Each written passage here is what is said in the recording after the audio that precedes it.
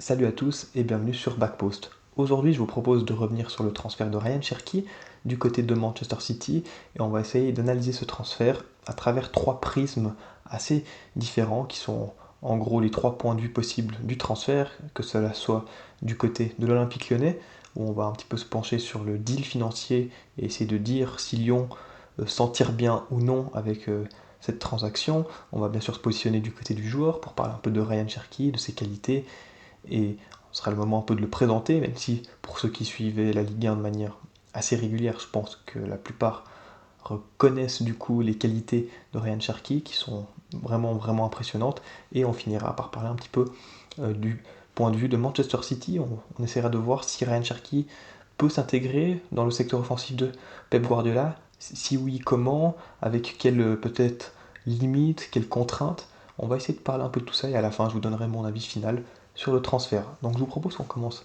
de suite par parler de l'angle par rapport à l'OL.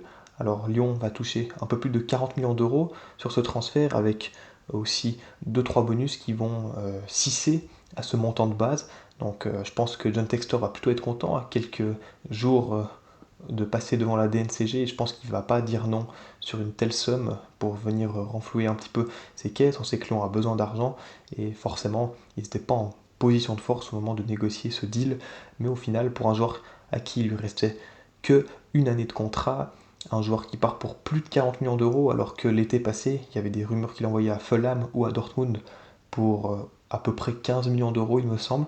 Donc voilà, Lyon arrive quand même, je trouve, à bien limiter la casse sur ce transfert et va pouvoir en ressortir un joli chèque qui sera probablement surtout très utile au moment de passer devant la DNCG.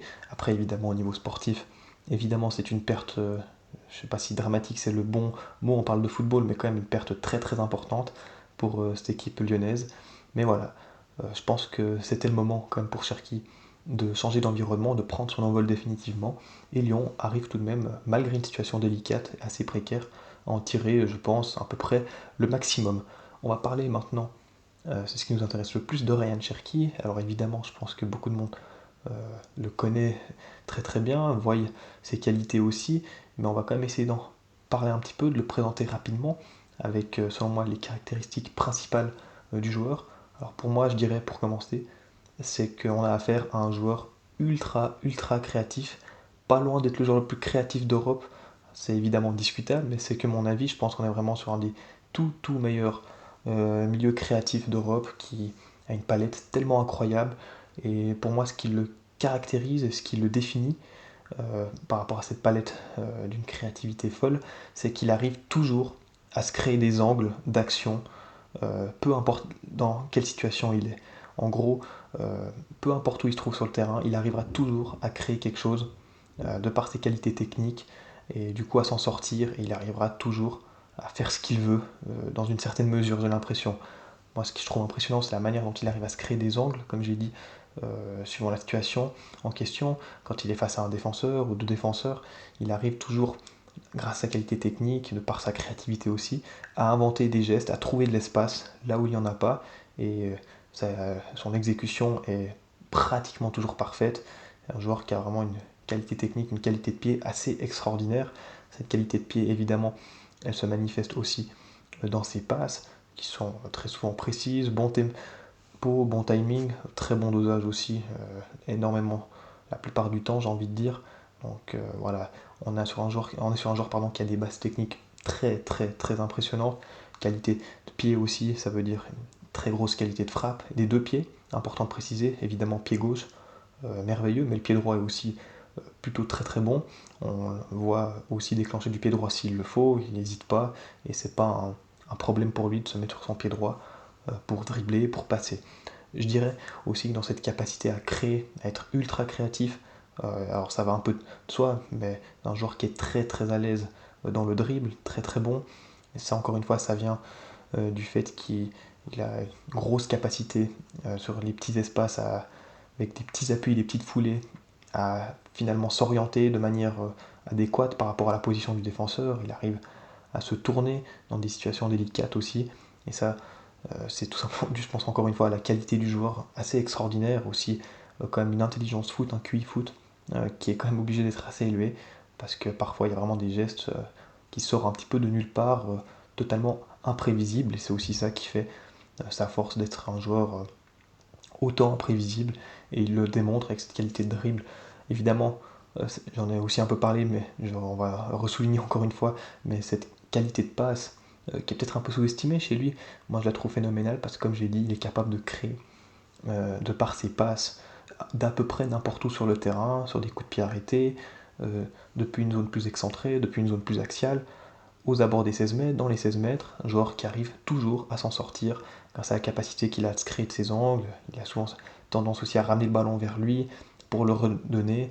Voilà, c'est un joueur qui sait toujours s'adapter, trouver de l'espace, et il est assez impressionnant par séquence. Et voilà, j'essaierai de vous mettre des petits screens en même temps pour illustrer ce que je vous dis. Je vais essayer, c'est pas facile de mettre des images sur YouTube, mais on va quand même essayer de le faire. Mais sinon, je vous invite à regarder des compilations de Ryan Cherki. C'est un joueur impressionnant de ce point de vue-là, et je trouve que c'est très très représentatif du joueur qui est vraiment monstrueux d'un point de vue de la créativité pure. Et il est vraiment impressionnant. Et je pense qu'en première ligue, il y a aussi des joueurs créatifs, mais moi je trouve que c'est un petit peu plus robotisé. Lui, pour le coup, il est vraiment tellement fort dans sa liberté d'expression que ce sera vraiment, je pense, intéressant et impressionnant aussi pour l'observer. Quand même parler un petit peu de ses éventuelles lacunes, ses quelques limites ou les quelques points où il peut faire mieux, où c'est clairement pas là, on dirait, ses qualités principales. Je dirais la première assez évidente, c'est dans sa constance, sa régularité, même si cette saison, saison 2024-2025, donc il a fait d'immenses progrès là-dedans, où il a été bien plus souvent haut que bas dans son niveau de performance, par rapport aux autres saisons où il était quand même plus souvent, on va dire, contre le bas dans ses performances, et beaucoup moins souvent des performances de haute volée. Là, cette saison, il a pris en régularité. D'ailleurs, c'est sa meilleure saison au niveau comptable, hein, avec plus de 30 contributions décisives, je crois, toutes compétitions confondues, ce qui est quand même pas rien, et c'est plutôt très très bon pour un joueur qui en plus des fois n'a pas débuté titulaire. Il a aussi des fois dû se contenter de quelques minutes en sortie de banc, par-ci par-là. Donc je pense que c'est quand même un chiffre élevé. Et autre point où il peut améliorer, clairement je pense, c'est son volume d'effort. En disant, je sais pas s'il peut l'améliorer, vu que c'est un petit peu son style de joueur, c'est un petit peu son essence même. Mais on va dire que sa capacité à répéter les efforts, les courses à haute intensité, à courir comme ça, à faire beaucoup de kilomètres, c'est pas sa force. Clairement, c'est un joueur, Ryan Cherki, qui court pas énormément par rapport à la plupart des joueurs dans notre football moderne de 2025. C'est clairement pas le joueur qui produit le plus d'efforts, et clairement, on sait que ça peut être un frein pour certains entraîneurs. Mais voilà, il a un tel niveau de créativité et de capacité à créer, on va dire avec pas grand chose, que ce serait un petit peu dommage que son manque de volume niveau course soit une sanction pour lui, parce que c'est vraiment un joueur phénoménal et totalement différent de ce qu'on peut voir en Europe, et ce style de joueurs qui sont toujours différents par certaines caractéristiques par rapport aux autres. Je trouve que c'est toujours des joueurs ultra intéressants. Donc je vous propose qu'on parle un petit peu maintenant des perspectives par rapport à Manchester City, puisque au final c'est quand même le club qui rejoint, et c'est comme ça qui va nous intéresser le plus. Alors je dirais que Manchester City, bon, je vous ai fait une petite compo assez rapide. Évidemment, on va surtout se concentrer sur le secteur offensif. Évidemment, j'ai mis les trois nouvelles recrues de Manchester City, même si on ne sait pas si elles seront titulaires. Enfin voilà, le 11 qui est présenté devant vos yeux n'est pas forcément le 11 numéro 1 de Pep Guardiola. Il aura beaucoup d'options, mais c'est pour qu'on se donne une idée. Et on va surtout parler du secteur offensif. Alors, comme vous l'avez vu, j'ai aussi mis Etcheverry sur les bancs avec les autres joueurs offensifs, même si Etcheverry apparemment il partirait justement du côté de Lyon, puisque c'est une condition du deal aussi. C'est vrai, j'aurais pu le préciser, mais Lyon va récupérer un joueur en prêt de Manchester City dans le deal avec Ryan Cherki. Apparemment, ce serait Etcheverry, crack argentin, en tout cas crack annoncé argentin. Je vous avoue que je n'ai jamais vu de mes propres yeux, mais voilà, ce sera quand même intéressant de le voir en Ligue 1. Parenthèse fermée, on revient du coup sur ce 11 de City, et on voit que on va essayer de voir un petit peu comment ça pourrait s'articuler, j'ai envie de dire, dans l'animation. Là, évidemment, on a disposé en 4-3-3. Encore une fois, le système et la composition, elle pourrait changer, c'est pas quelque chose de défini. Mais si on aurait quelque chose comme ça, je pense dans l'animation, on pourrait se retrouver avec un Marmouche plus axial, un Cherki aussi assez axial, un Ait Nouri qui aura probablement un rôle un petit peu d'ailier gauche dans le jeu offensif. On pourrait aussi avoir derrière le back tree comme ça avec Akanji, j'ai choisi de mettre si on a un système à 3. Sinon, on pourrait avoir Jérémy Doku de l'autre côté aussi, mais sinon on pourrait peut-être aussi retrouver Phil Foden que j'ai mis sur les bancs, Oscar Bob qui va être intéressant, Bernardo, Savigno, bon Grealish il devrait partir, donc probablement qu'il ne sera pas là. Mais voilà, c'est pour qu'on se donne un petit aperçu du potentiel offensif de City déjà qui est assez impressionnant, il faut le dire, sur le papier, et aussi du nombre de possibilités donc, que Pep Guardiola aura dans son effectif et comment il va utiliser Ryan Cherki. Est-ce qu'il va plus l'utiliser dans un rôle axial? Est-ce qu'il va plus l'utiliser en un rôle extérieur, un peu d'ailier droit, qui est un petit peu sa deuxième position préférentielle, même si pour moi c'est clairement plus un joueur d'axe, il a plus d'angle pour ses gestes et ses actions dans l'axe que sur le côté droit où il est un peu plus restreint forcément de par dimension du terrain, c'est assez logique. Mais voilà, du coup, on peut aussi maintenant ouvrir un dernier tiroir finalement dans ce débat, c'est de voir et de surtout se poser la question de savoir si Pep Guardiola va pouvoir optimiser les qualités de Ryan Cherki, parce qu'on l'a dit, c'est un joueur qui a des qualités fantastiques, mais qui est surtout un joueur qui brille dans sa liberté d'action, dans sa liberté d'expression, et on sait que c'est vraiment sa force. Donc est-ce que Guardiola va pouvoir en tirer le maximum, sachant que Pep Guardiola en général est un entraîneur tout de même qui a des systèmes de jeu ou des principes assez rigides, je vais pas dire, c'est peut-être pas le bon mot, mais c'est pas l'entraîneur qui amène le plus de fluidité, et on sait qu'il a tendance à désigner des rôles à certains de ses joueurs dans son jeu de position. On sait qu'il y a certains joueurs qui sont cantonnés dans certaines zones du terrain et du coup ils ont un peu moins de liberté pour s'exprimer. C'est un peu ce qui arrive à Grealish notamment, qui c'est vrai, même si on peut pas comparer, c'est pas le même joueur que Cherki, mais avant d'arriver à City c'était un joueur qui brillait de par sa liberté sur le terrain, qui était très très dangereux, qui était vraiment un petit peu ce free roam qui se déplaçait un peu partout sur le terrain, un peu là où il le voulait. Avec City, on l'a vu quand on est un rôle d'ailier gauche beaucoup plus restreint et on a un peu vu perdre son football quand même. J'espère que ce ne sera pas pareil pour Cherki. On sait qu'avec Guardiola, c'est un petit peu le risque. Maintenant, on peut aussi du coup prendre l'autre perspective, comme j'ai dit, si Ryan Cherki arrive à exprimer son talent individuel dans une structure assez fluide, mais où il a tout de même un rôle, on va dire, assez fluide, lui, justement, par rapport aux autres, où il a un rôle un petit peu plus hybride que les autres joueurs, où ils sont en rôle, je pense, un peu plus fixe. Dans le City de Guardiola, ça peut juste être extraordinaire. C'est un joueur qui compte les blocs bas, c'est une arme absolue, à mon avis, de par ses qualités de créativité notamment. Les combinaisons techniques avec Manchester City, qui a quand même un effectif de standard technique, je trouve, très très élevé, même si la saison dernière, on pourrait peut-être l'oublier un peu avec la saison dernière qu'ils ont fait, les Citizens, mais ça reste un effectif avec des standards techniques très très hauts. Voilà, c'est quand même assez excitant de voir Ryan Cherki potentiellement combiné avec des joueurs de cette carrure qu'il a autour de lui. Un Phil Foden, par exemple, il y aura un Marmouche, il y aura un Doku, Savigno.